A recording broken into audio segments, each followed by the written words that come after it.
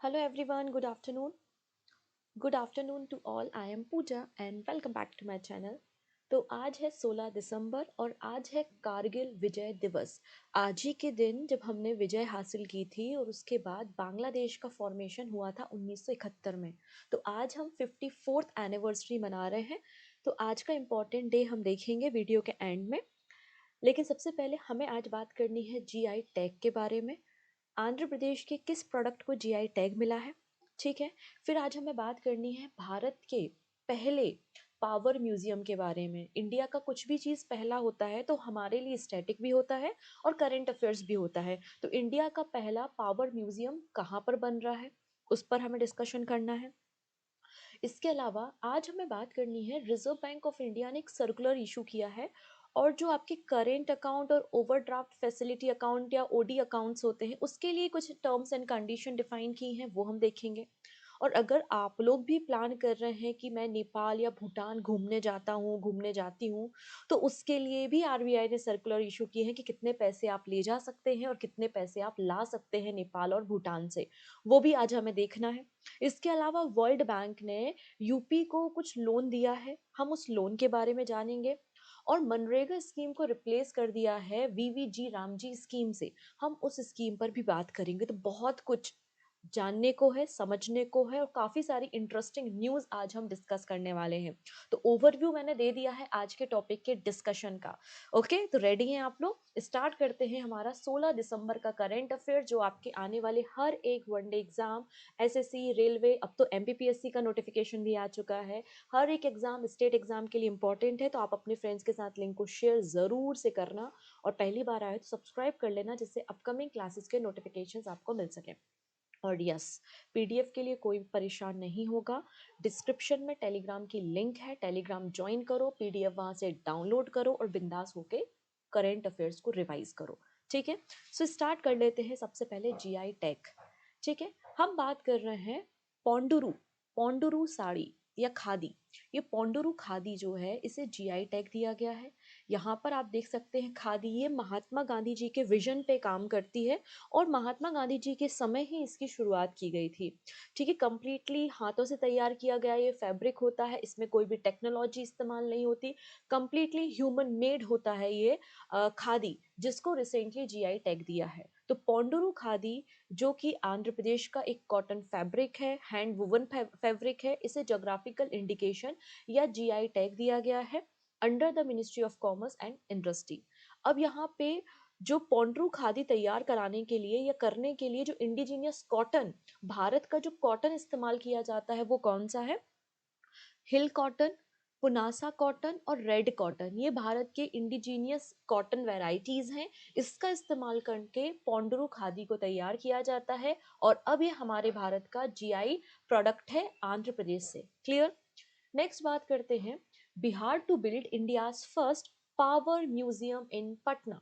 अब ये power museum क्या है? तो देखिएगा, बिहार में ब्रिटिश एरा में 1930 में एक पावर प्लांट स्टेब्लिश किया गया था, जो कि कोल बेस्ड था, मतलब कोयले से बिजली बनाई जाती थी। और उस बिजली का इस्तेमाल पटना हाई कोर्ट में, गवर्नर हाउस में, हॉस्पिटल में, जो वीआईपी रेसिडेंट्स हैं, उनमें उस इलेक्ट्रिसिटी का इस्तेमाल किया जाता था। मेरी बात समझ में आई?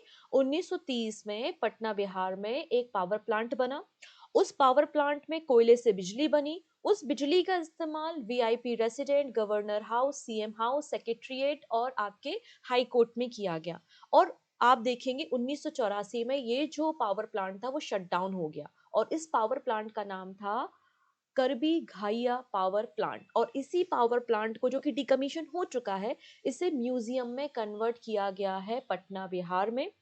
ठीक है। और ये इंडिया का पहला और वर्ल्ड का चौथा, फोर्थ नंबर का म्यूजियम है, जिसको 200 करोड़ रुपए की कंस्ट्रक्शन कॉस्ट के साथ तैयार किया जा रहा है। तो ये आपको याद रखना है। चलिए, अब आर्ट एंड कल्चर सेगमेंट से एक छोटी सी बात कर लेते हैं। हम एक राजा के बारे में बात करेंगे जो कि मुथेयार डायनेस्टी से बिलोंग करते थे। इनका नाम क्या है? Emperor Perumbadugu Muthiyar second. तो प्राइम मिनिस्टर नरेंद्र मोदी जी ने रिसेंटली एक पोस्टेज स्टैंप इशू किया है to honour emperor Perum Mudugu Muthiyar second, जिनको हम सम्राट सुवरन मारन के नाम से भी जानते थे। तमिलनाडु के तमिल कल्चर को इन्होंने प्रिजर्व करने का काम किया हुआ है। और इनका जो समय है, या जो मुथियार डायनेस्टी का समय जब इन्होंने रूल किया, वो 705 से 745 कॉमन एरा में आपको देखने को मिलेगा। ये मुथियार डायनेस्टी के एक पावरफुल किंग थे, जिन्होंने तमिल कल्चर को प्रिजर्व करने का काम किया। और ये फ्यूड्रिशरी थे, मतलब सामंत थे पल्लवास के। ठीक है। तो आपका कावेरी नदी के आसपास का जो रीजन है, वहां पर इन्होंने रूल करने का काम किया था, और इनके ही नाम पर एक पोस्टल स्टैम्प इशू करने का काम नरेंद्र मोदी जी ने किया है। चलिए, अब एक इंडेक्स पे हमें बात करनी है। AI innovation research and development में इंडिया कहाँ पर आता है? तो वर्ल्ड में इंडिया थर्ड नंबर पे आता है, अमेरिका और चाइना के बाद। हम इस इंडेक्स को देखेंगे, लेकिन उसके पहले बताना चाहती हूँ बहुत इंपॉर्टेंट अपडेट। अपडेट क्या है? आपके पास दो मैगजीन है, एक है जनवरी से लेकर जून मंथ तक की, दूसरी मैगजीन है जुलाई से लेकर दिसंबर मंथ तक की। और इसमें 6 महीने के टॉप क्लास के 1500 प्लस 1500 3000 एमसीक्यूज हैं। ठीक है। यहाँ से 100% क्वेश्चन आएगा ही आएगा, ये मेरी गारंटी है, अगर आप लोगों ने इन एमसीक्यूज को कर लिया। ठीक है। बहुत ही रीजनेबल प्राइजेस पे है, प्रिंटेबल फॉर्मेट पे है, 1 साल की वैधता के साथ है, आप इसका प्रिंट आउट भी निकाल सकते हैं। तो ये जो बूस्टर मैगजीन है, ये आपके सभी एग्जाम्स को कवर करती हैं और अवेलेबल है पूजा जैन क्लासेस एप्लीकेशन पे। और एवरी मंथ की तरह 3 मैगजीन्स आती हैं, तो आपकी इंडिविजुअल मैगजीन्स भी अवेलेबल हैं एप्लीकेशन पे। आप पेड नोट्स वाले सेगमेंट पे जाकर देख लीजिएगा। ठीक है। चलिए, नौ बात करते हैं global AI index. Stanford global AI vibrancy index publish हुआ है। ठीक है। ये जो इंडेक्स है वो स्टैनफोर्ड यूनिवर्सिटी के द्वारा तैयार किया जाता है। एआई डोमेन में अलग अलग देश क्या काम कर रहे हैं, आरएनडी करने में, इंफ्रास्ट्रक्चर गवर्नेंस में किस तरीके से आप एआई का इस्तेमाल कर रहे हैं, उन बेसिस पे रैंकिंग की जाती है। तो ग्लोबल एआई पावर हाउस आपको अमेरिका देखने को मिलेगा, अमेरिका के बाद चाइना है, और थर्ड नंबर पे आपको इंडिया है। ठीक है। जब 2023 में इंडेक्स आया था तो इंडिया 7th नंबर पे था, और अब 2024 का जो इंडेक्स है, इसमें इंडिया आपको थर्ड नंबर पे देखने को मिलेगा। मतलब इंडिया एआई का पावर हाउस बनते जा रहा है, एआई फील्ड में इंडिया काम कर रहा है। इंडिया का स्कोर 21.59 है, वहीं अमेरिका का स्कोर यू कैन सी 78 है। फर्स्ट नंबर पे अमेरिका है, सेकेंड नंबर पे चाइना है। नाउ बात करते हैं कुछ पर्सन के बारे में। प्रेस क्लब ऑफ इंडिया की पहली वीमेन प्रेसिडेंट अपॉइंट हुई है, पहली महिला प्रेसिडेंट अपॉइंट हुई है प्रेस क्लब ऑफ इंडिया की, जिनका नाम है संगीता बारुआ। ठीक है। इसके अलावा अफजल इमाम सेक्रेटरी जनरल हैं, जतिन गांधी आपको वाइस प्रेसिडेंट देखने को मिल जाएंगे। याद कीजिए, मैंने आपको सिखाया था कि जो world squash federation world cup या फिर स्क्वॉश वर्ल्ड कप है, वो third consecutive year India host कर रहा है इन चेन्नई। और पहली बार इंडिया तो होस्ट कर ही रहा है, लेकिन पहली बार इंडिया ने इस ट्रॉफी को लिफ्ट किया है। सो इंडिया ने वर्ल्ड जो स्क्वॉश कप हो रहा था, ये स्क्वॉश वर्ल्ड कप था, वो पहली बार जीत लिया है। और हांगकांग को इन्होंने डिफीट करने का काम किया है। इसके पहले 2023 में इंडिया को ब्रोंज मेडल मिला हुआ था। चलिए, अब एक और स्टैटिक क्वेश्चन हम देख लेते हैं कि बॉन्डी बीच कहाँ पर है। तो इसके लिए आपको ऑस्ट्रेलिया के सिडनी शहर जाना पड़ेगा। तो ऑस्ट्रेलिया के सिडनी शहर में आपको एक बीच देखने को मिलेगा जिसका नाम है बॉन्डी बीच। रिसेंटली यहाँ पे जो जुई लोग हैं वो अपना फेस्टिवल सेलिब्रेट कर रहे थे, और वहाँ पे टेररिस्ट ग्रुप ने अटैक कर दिया, गोला बारूद से हमला कर दिया, बहुत सारे लोग मारे गए हैं। ठीक है। तो आपसे पूछा जा सकता है कि बॉन्डी बीच कहाँ पर है, तो ये ऑस्ट्रेलिया में आपको देखने को मिल जाएगा। ना बात करते हैं मनरेगा स्कीम के बारे में, जिसके बारे में हमने पहले भी आपके साथ डिस्कशन किया है। ये स्कीम 2005 को आई थी, 2006 से फोर्स में है, और नरेगा को मनरेगा 2009 में किया था। नाउ मनरेगा का नाम चेंज करके कर दिया है वीवीजी रामजी, मतलब Viksit Bharat guarantee for Rozgar and Ajeevika mission. ठीक है। और ये Mahatma Gandhi national rural employment guarantee act को रिप्लेस करने का काम करता है। इस बिल में जो एम्प्लॉयमेंट का ड्यूरेशन या डे है वो इंक्रीज किया गया है, फंडिंग पैटर्न को चेंज किया है, जो वीकली वेजेस पेमेंट है उसको चेंज करने की घोषणा की गई है। आइए मेजर चेंजेस देखते हैं। तो सबसे बड़ा चेंजेस है कि मनरेगा स्कीम कंप्लीटली फंडेड थी बाय द सेंट्रल गवर्नमेंट, लेकिन अब ये जो जी रामजी स्कीम है ये सेंट्रली स्पॉन्सर्ड होगी। याद समझ में आया? MNREGA scheme central government funded थी, लेकिन जी रामजी सेंट्रली स्पॉन्सर्ड स्कीम होगी। मतलब अब फाइनेंशियल बर्डन केवल और केवल सेंट्रल गवर्नमेंट पे नहीं रहेगा, फाइनेंशियल बर्डन डिस्ट्रीब्यूट होगा between the central government and state government. तो सभी राज्यों के लिए 60:40 का रेशियो होगा, 60% पैसा सेंट्रल गवर्नमेंट का होगा, 40% स्टेट गवर्नमेंट का होगा। लेकिन जो नॉर्थ ईस्टर्न स्टेट और हिमालयन स्टेट है वहां पे 90:10 का रेशियो होगा, ये मेजर चेंज है। इसके अलावा पहले 100 डेज का रोजगार दिया जाता था, अब 125 दिनों का रोजगार दिया जाएगा। ठीक है। फिर क्या बोला गया है, अभी तक इस स्कीम को कम्प्लीटली इम्प्लीमेंट करने का काम मिनिस्ट्री ऑफ रूरल डेवलपमेंट करती थी। अब बोला है हर एक स्टेट में स्टेट ग्रामीण रोजगार गारंटी काउंसिल बनाई जाएगी, जो इस स्कीम को रिव्यू और इम्प्लीमेंट करने का काम करेगी। फिर यहाँ पे जो आपका फाइनेंशियल ईयर में 60 डेज होते हैं, जब हार्वेस्टिंग होती है, फसल को लगाया या फसल को काटा जाता है, तो उस समय फार्मर और जो मजदूर होते हैं वो खेतों में व्यस्त होते हैं। तो इन 2 महीनों के लिए, मतलब पूरे फाइनेंशियल ईयर में इन 60 दिनों के लिए इस स्कीम को पॉज किया जाएगा, रोका जाएगा। ठीक है, ये बात यहाँ पर मेंशन की है। इसके अलावा पहले मनरेगा में 15 दिनों में पेमेंट की जाती थी, अब बोला है वीकली या फिर डेली पेमेंट आप करो, और डिले होगा तो आपको कंपनसेशन भी देना पड़ेगा। तो ये मेजर चेंजेस आपको देखने को मिलेंगे। ठीक, चलिए नेक्स्ट है, reserve bank of India updates rule on carrying Indian currency to and from Nepal and Bhutan. अगर आप भारत से नेपाल और भूटान की यात्रा करने के लिए जाते हैं, या फिर नेपाल भूटान से कोई टूरिस्ट भारत आते हैं, तो वो कितनी करेंसी को कैरी कर सकते हैं, उसके बारे में आरबीआई ने सर्कुलर इशू किया है। और ये सर्कुलर केवल और केवल नेपाल और भूटान जाने वाले और आने वाले लोगों के लिए है, पाकिस्तान और बांग्लादेशी लोगों के लिए नहीं है। Reserve Bank of India issued revised direction to modify the rule on the export and import of Indian currency to and from Nepal and Bhutan. Under the new rule, any person except citizen of Pakistan or Bangladesh, तो पाकिस्तानी और बांग्लादेशी के लिए नहीं है, may carry Indian currency note up to the 100 denomination without limit while traveling to from Nepal और भूटान। तो अगर कोई भी इंडियन है जो कि पाकिस्तान, कोई भी व्यक्ति है जो कि पाकिस्तान और बांग्लादेश का नहीं है, किसी भी कंट्री का कोई भी व्यक्ति है जो पाकिस्तान और बांग्लादेश का नहीं है और इंडिया से यात्रा करता है नेपाल या भूटान, या फिर नेपाल और भूटान से भारत में आता है किसी भी देश का नागरिक except the citizen of Bangladesh and Pakistan, तो वो 100 डिनोमिनेशन तक के, मतलब 50 रुपए के, 10 रुपए के, 100 रुपए तक के अनलिमिटेड नोट्स को कैरी कर सकता है। There is no limit. ठीक, पहला, individual are allowed to take out of Indian currency above 100 denomination up to 25,000 rupees to Nepal और भूटान। तो यहाँ पे क्या बोला गया है, तो दोनों ही केस में देखा है कि अगर नेपाल और भूटान से कोई लोग भारत आते हैं, तो अगर वो उनको 100 रुपए से ऊपर के, 100 रुपए की करेंसी से ऊपर की डिनोमिनेशन के नोट कैरी करने, तो 25,000 रुपए तक के कैरी कर सकते हैं इन बोथ केसेस। ठीक, जो ऑथोराइज पर्सन होंगे, मतलब जो कि आपकी ट्रांजेक्शन्स करते हैं, करेंसी को चेंज करते हैं, तो वो अपने कस्टमर को इन्फॉर्मेशन देंगे under the export and import of currency regulation 2025। Next है, reserve bank of India relax norms for opening and operating cash credit current and overdraft account. अब ये ओवरड्राफ्ट अकाउंट क्या होता है? फॉर एग्जांपल, मेरे account में केवल 1 लाख रुपए हैं और मुझे इमीडिएटली 2 लाख रुपए की या फिर 5 लाख रुपए की जरूरत है। तो मेरे अकाउंट में तो 1 लाख है, मुझे चाहिए 5 लाख। तो उस केस में मैं बैंक से लोन ले सकती हूँ, मतलब एक्स्ट्रा पैसे, जितना मेरे अकाउंट में उससे ज्यादा पैसा मैं विड्रॉ कर सकती हूँ। तो मैंने 5 लाख रुपए विड्रॉ कर लिया, ये हो गई ओवरड्राफ्ट फैसिलिटी। अब वो 5 लाख रुपए में से जितना मैं इस्तेमाल करूंगी, है ना, उतने पे इंटरेस्ट लगेगा और वो मुझे चुकाना पड़ेगा।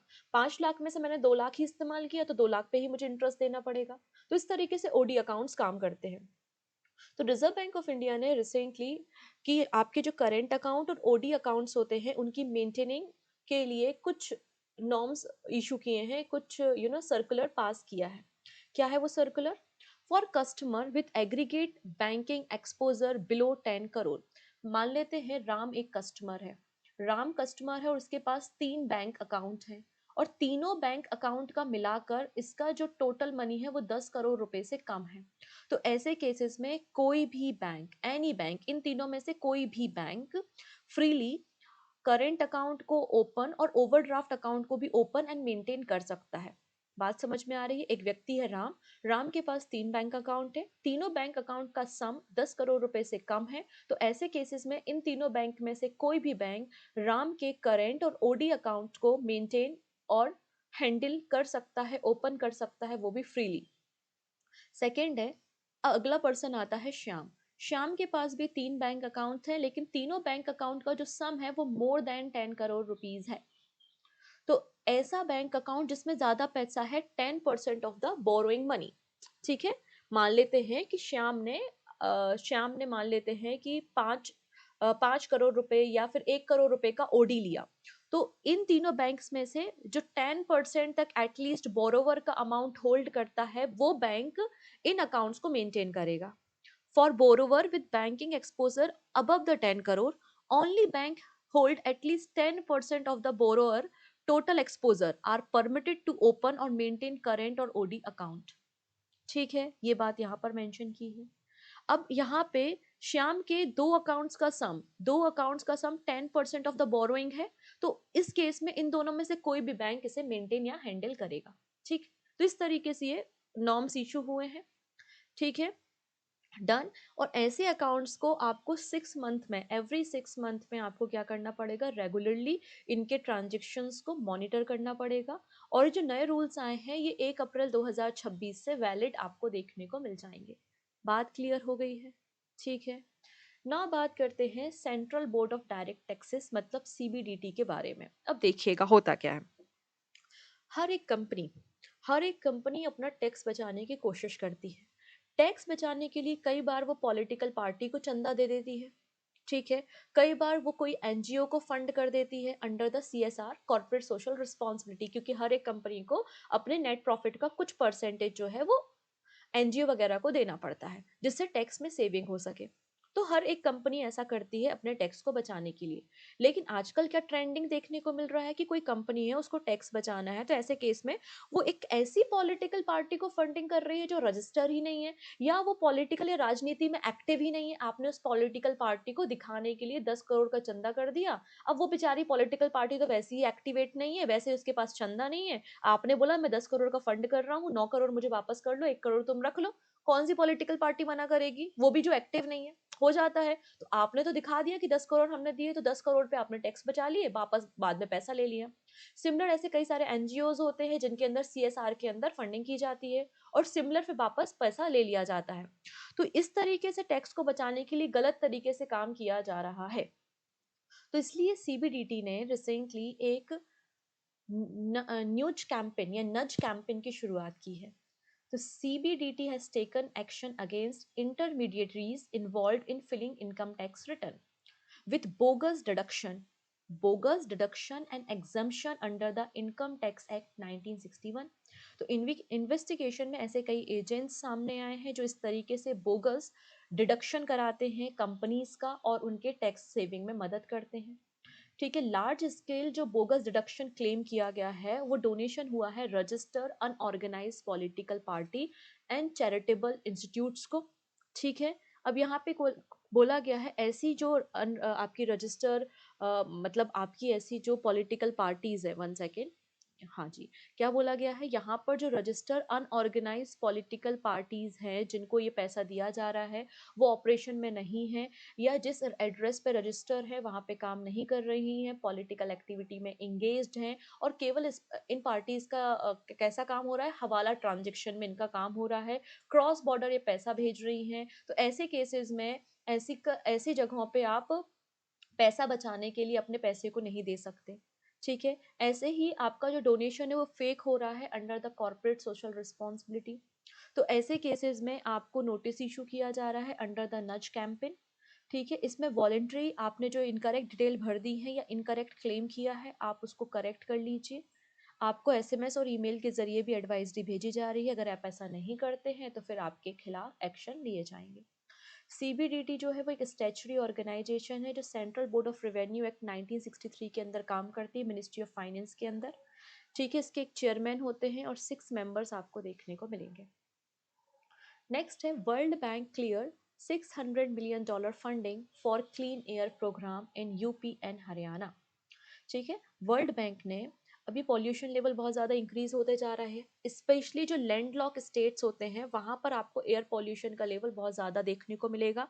ठंड में AQI और ज़्यादा बढ़ जाता है, उसका रीज़न है कि हवा ठंडी होती है, डेंस होती है और वो नीचे ही सेटल हो जाती है, तो जो पॉल्यूशन का लेवल है वो बहुत ज़्यादा बढ़ जाता है। तो वर्ल्ड बैंक ने $600 मिलियन के फंडिंग की घोषणा की है क्लीन एयर प्रोग्राम के लिए यूपी और हरियाणा में, जिससे लगभग 270 मिलियन लोगों को फायदा होगा। ठीक है। सबसे पहले यूपी की बात करते हैं। Uttar Pradesh clean air management programme है जिसके लिए $299 मिलियन पैसा दिया गया है। 10 ईयर का लोन है जिसकी मैच्योरिटी आपकी 10 ईयर्स की है और 2 ईयर का आपका ग्रेस पीरियड आपको देखने को मिल जाएगा। ठीक है, जो कि आपका क्या करेगा, एयर पोल्यूशन को कंट्रोल करने में मदद करेगा।